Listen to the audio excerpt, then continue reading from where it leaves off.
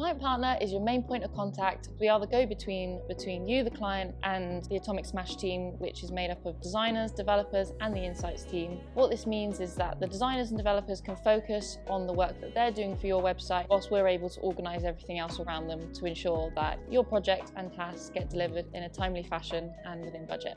You'll either have a weekly or a fortnightly call with myself or another client partner and the production team. We'll then discuss timelines, budgets, and get everything firmed up to make sure that we can turn around the task to improve your website. Status calls are also a good opportunity to pick up nuances about what's happening in a client's business and make sure that we're kind of on the pulse of their goals and the changes that are going on with people and their customers. Status calls are super important, but by their nature, they focus on what's happening now and next week, next month. Normally not a lot of time to talk about the bigger picture.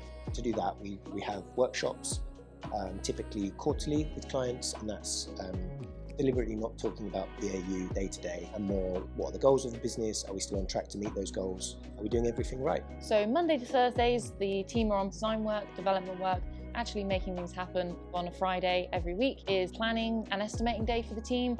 That's when they'll be working out how long it's actually going to take to turn around some of the tasks that you're looking to complete. So the most obvious usage of production time is for design and development.